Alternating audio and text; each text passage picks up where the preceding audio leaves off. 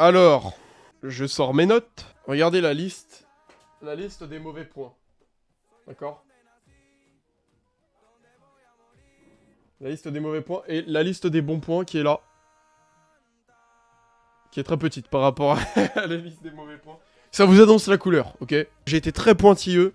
Parce qu'à un moment, quand on est fan, d'accord? Donc on va commencer par les points négatifs. Attention, spoil, voilà, je préviens, au cas où il y a un branlette qui va d'arriver, au cas où, voilà. Alors, mauvais point. Alors normalement, je les ai notés par ordre dans lequel allait le film, ok? Premier point, gros point négatif. Mais je pense que ça, beaucoup de gens s'en sont plaints. De toute façon, je l'ai vu passer.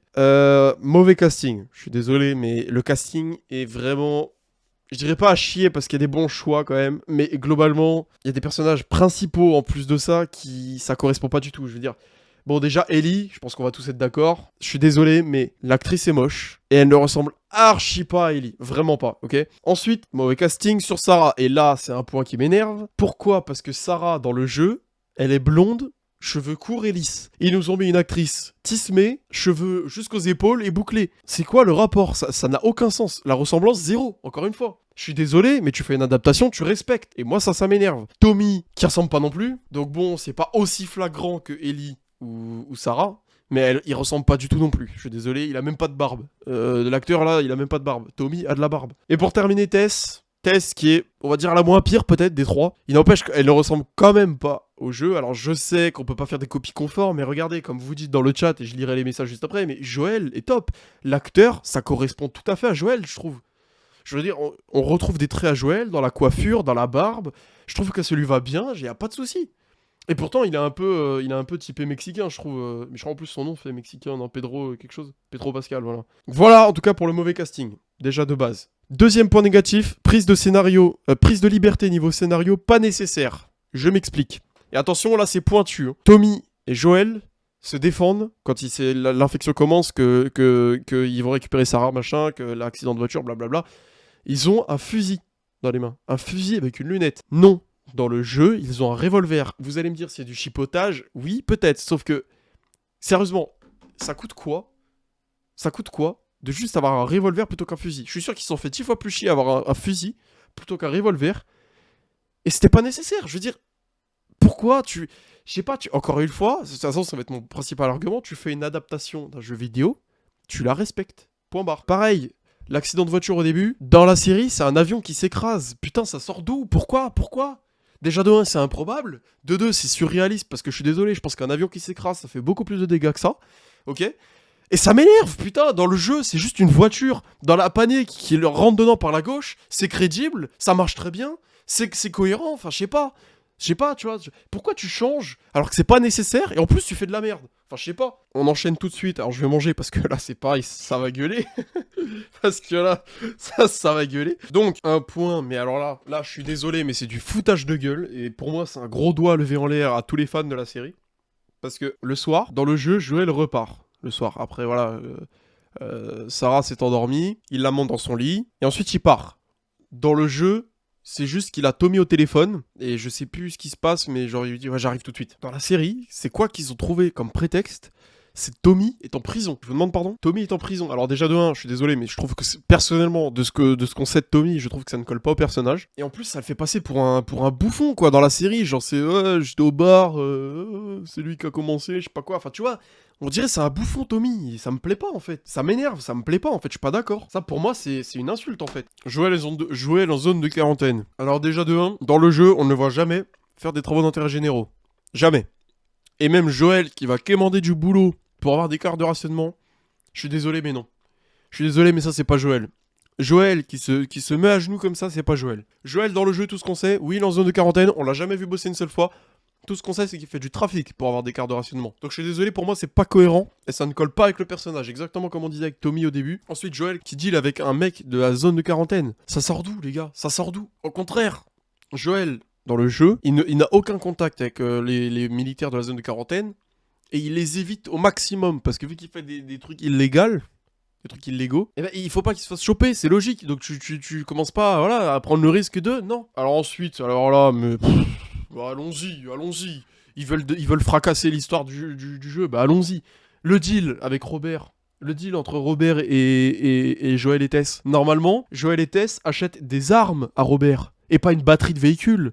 Ils achètent des putains d'armes à Robert. Et donc du coup, ce qui va impacter le truc, c'est que la négociation avec Marlène derrière, bah c'est pas la même, parce que du coup, normalement, c'est Marlène qui a racheté les armes à Robert alors qu'il nous les avait déjà vendues.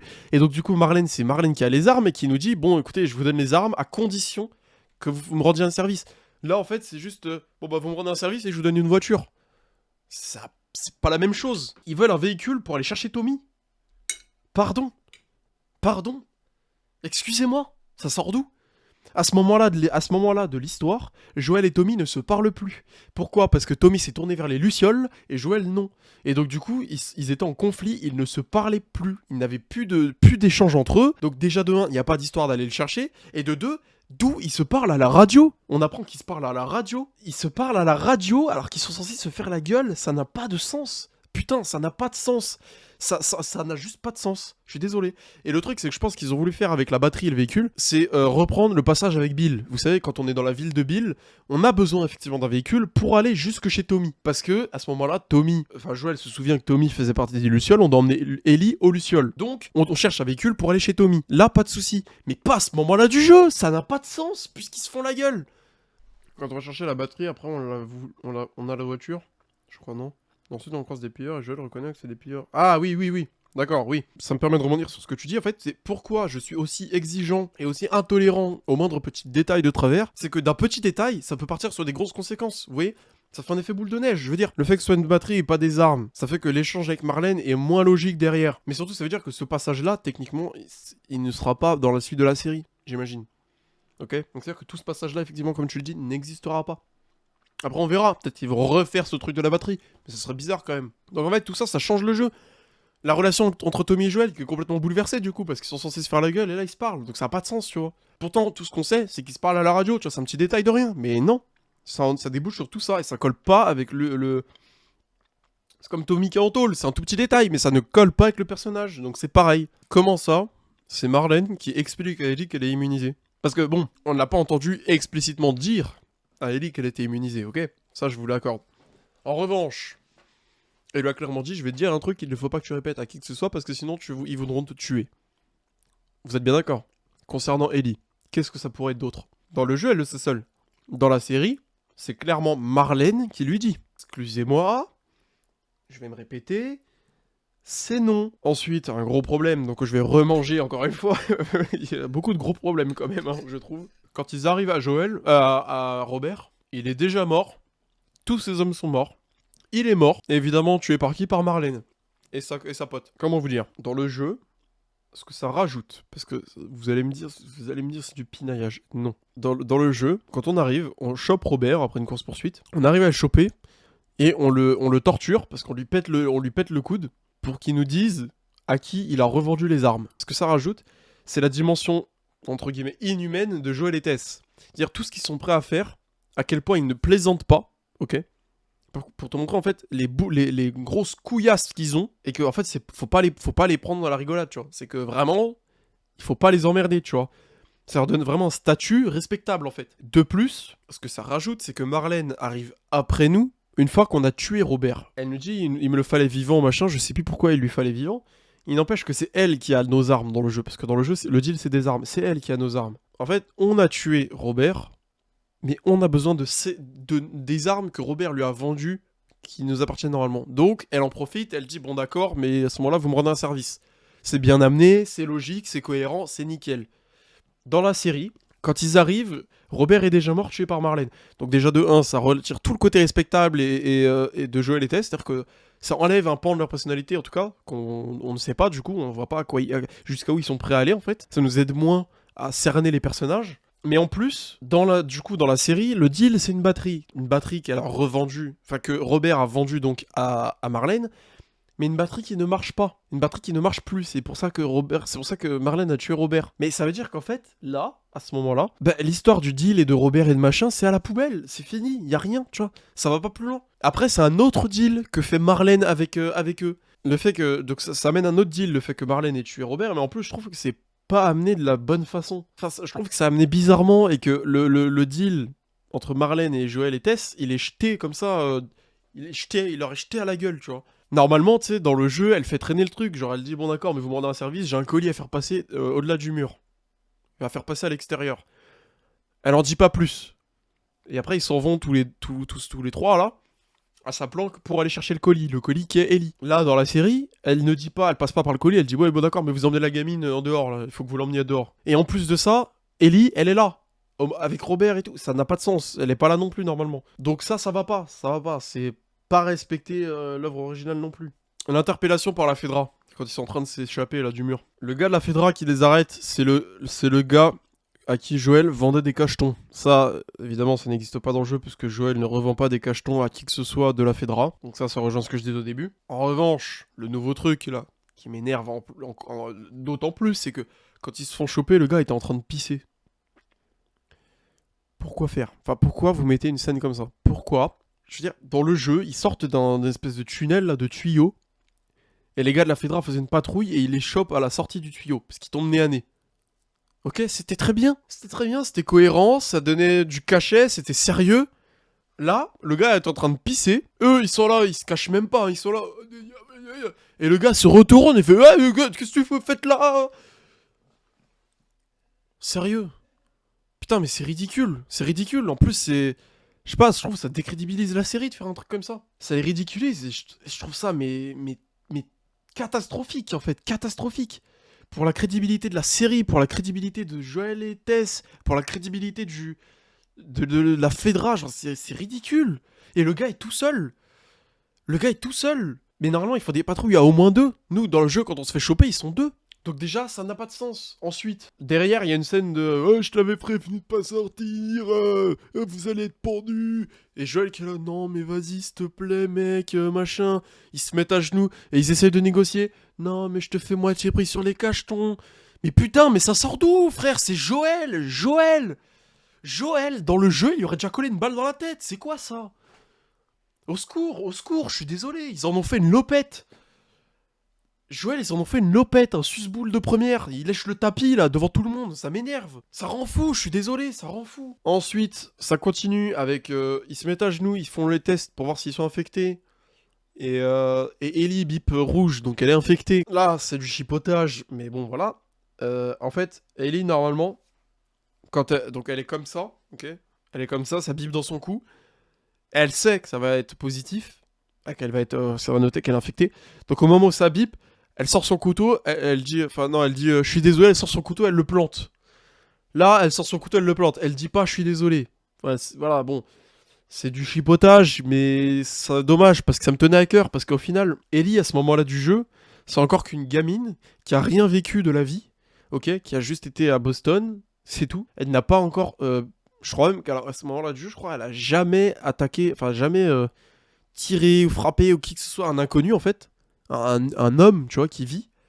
Donc là, en fait, dans le jeu, le fait qu'elle dise « je suis désolé » et tout, ça montre que bah, c'est encore une petite fille innocente, en fait, quelque part, tu vois. C'est que elle s'en veut de faire ça. Mais elle a pas le choix, parce que sinon elle est morte. Et ça, c'est sorti, ils ont enlevé dans la série. Je trouve ça dommage, Encore une fois, ça enlève du caractère au personnage. Ensuite, la scène de la bagarre qui suit, c'est pas du tout comme dans le jeu et c'est pas cohérent. La scène qui suit, en fait, elle est lunaire. Parce que, alors je sais plus exactement ce qui s'est passé, j'ai mis que c'était pas comme dans le jeu. Donc évidemment, c'est pas comme dans le jeu, c'est pas nouveau. Je crois qu'ils se tiennent en joue avec Joël et le gars de la Fedra, et d'un coup, Joël, ça y est, il vrille et il le plaque au sol. Sauf que déjà, le gars, si je dis pas de bêtises, il l'avait en joue, donc il avait tout le temps qu'il fallait pour lui mettre une balle. Bon, à la limite, ça, on va dire que ça rattrape un petit peu le côté vénère de Joël, c'est qu'il le tabasse à la main. Il lui explose le visage à la main. Le problème, c'est que c'est pas dans le jeu. Dans le jeu, en fait, ils sont deux. Donc il y en a un il y a genre Joël qui s'occupe d'un des deux et Tess qui s'occupe de l'autre en lui mettant une balle dans le crâne. Là, du coup, Tess, bah, c'est un plot, littéralement, dans la série, c'est un plot, parce qu'elle avait rien d'autre à faire, en fait, que de regarder. Et bon, c'est pas comme dans la série, c'est pas comme dans le jeu, mais ça donne un côté violent à Joël qui lui manque cruellement depuis le début. Il a hésité à tirer, je crois, le gars, et Joël en a profité. Ouais, voilà. Sauf que normalement, le gars, il aurait dû tirer, tu vois. Il avait largement le temps. Joël, il fait au moins 2 pas avant de le plaquer au sol, donc t'as le temps. Donc bon, bref, ça, c'est des petits détails. C'est un truc qui est dommage aussi, je trouve. Surtout qu'ils auraient pas besoin de faire ça pour rendre Joël violent s'ils avaient respecté le début du jeu. Bon. Pour ce qui est des points négatifs, on a fini parce qu'après en fait il s'enfuit et on voit la ville en arrière-plan. Enfin, ça dézoome et on voit la ville. Et on entend des bruits d'infectés d'ailleurs. J'ai bien aimé ça, c'était stylé. En termes de réalisation, c'était bien pensé, j'ai bien aimé. Donc on va pouvoir passer au bon point maintenant que j'ai bien déglingué la série. Donc déjà, la mort de Sarah. La mort de Sarah est extrêmement fidèle, genre vraiment. J'ai mis la mort de Sarah en premier, mais il y a deux passages avant. Donc le passage en voiture, quand il s'enfuit, Joel, Tommy et Sarah, quand ils s'enfuient à travers la ville, le passage est vraiment très fidèle aussi. C'est-à-dire que vraiment, t'es dans les rues, t'as des gens de partout, les dialogues, ça correspond très bien, comme on disait tout à l'heure, avec Joel qui dit vas-y, écrase-les et tout, ou après il dit mais non, je peux pas, il y a des gens devant, il dit bah recule, et il dit bah ils sont aussi derrière, voilà.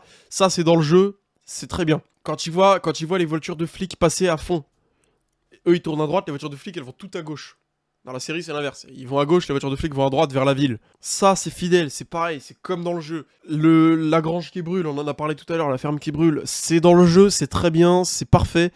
À ceci près que normalement dans le jeu, la ferme se situe à droite et pas à gauche. Mais pourquoi ? Parce qu'en fait, ils ont inversé. C'est-à-dire qu'en fait, là, dans la série, à un moment, ils arrivent à une intersection, ils tournent à droite. Et là, il y a la grange, la ferme à gauche. Dans le jeu, ils arrivent à une intersection, ils tournent à gauche et la ferme est à droite. Bon, ça, c'est du détail. Mais globalement, ça respecte très bien le jeu, sauf le passage dans les champs. On en parlait tout à l'heure avec Skadou. La mort de Sarah, c'était nickel aussi. Hein, le militaire qui reçoit les ordres de tuer les deux parce qu'ils sont dehors de la zone. Même s'il veut pas, on l'entend à sa voix. Il se retourne, ça tire, voilà, il est un peu éraflé, mais sauf que c'est Sarah qui a pris. La position de Sarah, quand elle meurt, elle est comme ça, avec les deux mains sur le ventre parce qu'elle a pris une balle dans le ventre. C'est très fidèle, c'est exactement comme ça qu'elle est dans le jeu. C'est les mêmes dialogues, presque. C'est même jusqu'à... jusqu'au même sanglot. Ils ont fait les mêmes sanglots pour Sarah. Et ça, franchement, vous voyez, c'est des trucs que je remarque, des petits détails que je remarque aussi, dans le bon côté, dans le bon sens. J'essaie d'être juste. Et ça me fait très plaisir, voilà. Quand c'est bien respecté comme ça, là, je suis touché. Là, tu vois, mon cœur de fan, il est touché. Les musiques. Les musiques, c'est un très gros bon point. C'est un très très gros bon point parce que c'est les musiques originales du jeu. C'est les mêmes musiques. Et ça, voilà, ça me fait plaisir parce qu'évidemment, il n'y aurait pas eu les bonnes musiques. Là, j'aurais gueulé, putain. Ouh, putain, j'aurais gueulé. Donc là, il y a les bonnes musiques, c'est normal, ils ont les droits. Heureusement qu'il y a les bonnes musiques, mais c'est un bon point qu'il faut souligner, c'est très bien. Un très bon point aussi, c'est quand on voit Joël dans sa zone de quarantaine, il y a un plan sur sa montre cassée. Et ça, c'est bien. Voilà, ça, c'est des petits détails à la con, mais qui me font plaisir. Pourquoi ? Parce que ça montre que, voilà, ils ont fait, tu vois, ils ont prêté attention sur des petits détails, mais il y a des trucs qu'ils ont pas respectés, ils ont même bafoué l'histoire. Et ça qui est dommage, en fait. Ensuite, un autre bon point, on a l'actrice qui joue Marlène. Pour le coup, le casting est très bon parce qu'elle ressemble plutôt bien à la Marlène du jeu. Et ça, c'est très bien. Ensuite, quand on arrive à Ellie et que Marlène lui rend son couteau et son sac, enfin, du coup, son sac, c'est le même sac, exactement le même, avec les mêmes espèces d'autocollants et tout. Et c'est le même couteau. Ça, c'est très bien. Voilà, ça me va très bien, c'est nickel, c'est exactement pareil, c'est super. Voilà. Encore une fois, des petits détails qui, voilà, c'est nickel. Les infectés sont bien faits et bien respectés. Alors, on n'en a pas vu beaucoup, mais on en a vu un accroché au mur qui était mort. Dans ces champignons, ils sont très bien faits. Graphiquement, ils sont magnifiques, ils sont vraiment bien faits, réalistes. Et ils sont bien respectés, ça ressemble vraiment aux infectés que tu peux voir dans le jeu. Et ça me plaît énormément, c'est très bien. J'en attendais pas moins, donc c'est super. Ensuite, quand ils sont à la planque, en attendant la nuit pour passer le mur, dans l'appartement, donc là où il y a la radio, là, les dialogues entre Joël et Ellie, ils sont très bons. Ils sont très bons, et j'ai même noté des dialogues tellement, voilà, je voulais être précis au moment de mon analyse. Dans les dialogues qui sont très bien et très cohérents et qui respectent précisément le jeu, c'est que, bon, déjà de 1, Ellie fait une réflexion à Joël sur sa montre. Elle lui dit, ouais, ta montre est cassée. Normalement, Joël, dans le jeu, il a un petit ricu, genre, comme ça. Bon, là, il l'a pas fait, mais voilà, on a compris. Ça, c'est parfait, ok. Ça n'apporte pas grand-chose, mais c'est nickel. Enfin, voilà, c'est des dialogues qui font plaisir, en fait. Ellie qui dit à Joël, qu'est-ce que tu fais quand il s'allonge dans le canapé, et il répond, je tue le temps. C'est exactement ce qu'il dit dans le jeu, mot pour mot. Donc ça, c'est parfait. Ellie qui lui explique quand il se réveille de son... Déjà, quand il se réveille de sa nuit, elle lui dit, tu marmonnes pendant ton sommeil. C'est parfait. Elle lui fait la réflexion aussi dans le jeu. Je crois même elle demande qui est Sarah ou un truc comme ça. Après, elle enchaîne, elle regarde par la fenêtre et elle dit, je suis jamais allé au-delà du mur. C'est parfait, elle dit exactement la même chose dans le jeu. Donc ça, tout ça, c'était parfait. En fait, toute la scène là où ils discutent tous les deux, c'était juste parfait. Ensuite, Tess arrive, il commence à essayer de passer le mur. C'était très bien. Voilà, c'était un passage d'humeur qui était très cohérent pour le coup, bon, sauf au moment où ils se font choper. Mais sinon, tout le reste, où ils se cachent, où ils essaient d'être discrets et tout, ça correspondait très bien au jeu. Vis-à-vis des décors, c'était presque ça. C'était pas exactement ça, mais ça se rapprochait très bien. Genre, c'était vraiment très très bien, avec plein de patrouilles, des véhicules, machin. Franchement, c'était top. Ils se cachaient bien comme dans le jeu, ils essaient de pas se mettre dans la lumière, ce qui est logique. Enfin voilà, tout était cohérent, tout était très bien, c'était parfait. C'est cool d'avoir une analyse détaillée comme ça et de voir tout ce que nous on relève pas. Bah écoute, tant mieux, parce que c'était l'intérêt de mon analyse en fait. Et c'est pour ça que j'ai pris des notes, parce que vraiment, je voulais vraiment essayer d'être le plus complet possible dans mon analyse, aussi bien du côté négatif que du côté positif. C'est pour ça que j'ai fait 2 colonnes. J'ai jamais fait ça de toute ma vie, hein. Même en cours, j'ai jamais pris des notes comme ça, jamais. C'est pour vous dire à quel point ça me tient à cœur. Mais donc je suis content je suis content que ça vous plaise. Je sais pas si ça plaît à d'autres, mais en tout cas je suis content que voilà, parce que ça me fait plaisir, ça me touche en fait. Ça me touche. Ça touche à mon jeu préféré, donc ça me touche quoi. Et le dernier point, c'est justement le fameux dézoom. Quand ils vont dans la ville en courant, c'est le fameux dézoom où tu vois la ville embrumée derrière, en arrière-plan avec les bruits désinfectés. J'ai kiffé. J'ai kiffé pourquoi? D'un point de vue réalisation, c'est magnifique.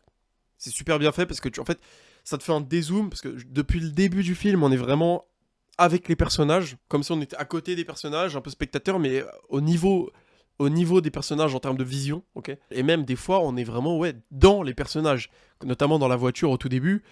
La caméra se place en fonction de là où sont les personnages. Voilà, la caméra se place au niveau de là où est Sarah et tu vois à travers les yeux de Sarah. On était toujours en fait à la hauteur des personnages, on ne voyait pas plus loin. Là, c'est la première fois où en fait, pour la fin, on a un dézoom où on prend de la hauteur sur les personnages et on voit plus loin que les personnages. C'est-à-dire que eux, ils courent vers la ville. Certainement, en tout cas, j'imagine qu'à ce moment-là, ils n'entendent pas les infectés, que c'est que nous qui l'entendons. Comment je vois la chose en fait? Pour moi, en fait, on arrive sur un plan un peu omniscient où on entend les infectés qui nous signalent que la ville va être infestée d'infectés. On voit la ville complètement détruite, embrumée, etc. Genre, ça nous montre à nous, les téléspectateurs, que regardez dans quoi ils vont, tu vois, c'est la merde et tout. Et j'ai kiffé, d'autant plus que... Alors, j'ai pas regardé tous les bâtiments, mais les 2 principaux, les 2 grandes tours qui sont juste en plein milieu, il y a une tour droite, donc si je fais dans le bon sens pour vous, c'est ça. Une tour droite, et une tour penchée comme ça qui est appuyée dessus. C'est les mêmes dans le jeu. Les mêmes. Ok? C'est la même chose. Et ça me plaît. Voilà, ça me plaît. C'est pareil, c'est un détail con, mais qui me plaît. C'est important. Donc c'était très bien. Et voilà. J'en ai fini avec mon analyse. J'avais beaucoup de choses à dire. Putain. On y a passé plus d'une heure. Vous vous rendez compte là? Ça fait plus d'1h10, 1h15 que je blablate. Ça m'a plu de le partager avec vous parce que j'avais besoin de le partager. Pour l'instant, je suis très mitigé. Je suis très très mitigé. Le problème, c'est qu'il y a beaucoup plus de points négatifs, comme vous avez vu, que j'ai relevés, que de points positifs. Ce qui est clairement un souci. Le problème aussi, c'est que les points négatifs, certains sont très gros. Et que je prends très mal. Quand ça respecte vraiment pas le scénario, etc., ça me plaît pas du tout. Et à contrario, il y a des points positifs, mais les points positifs, ça va juste être des petits détails à droite à gauche, que moi, en tant que fan, j'apprécie. Le problème, c'est que ça ne compense pas, selon moi, les gros défauts que j'ai pu relever. C'est pour ça que je suis moyen moins, vous voyez. C'est genre, pour vous situer, c'est comme si t'avais un 8 sur 20, quoi. C'est pas catastrophique, t'es pas loin de la moyenne, parce que voilà, ça compense, mais t'es un petit peu en dessous quand même, vous voyez, c'est... Chaque semaine des briefings, bah si vous voulez, hein. Bah alors attends, parce que si là c'est un des épisodes qui est censé le mieux correspondre au jeu, putain, j'en ai déjà passé 1h10, laisse tomber, le reste ça va être quoi?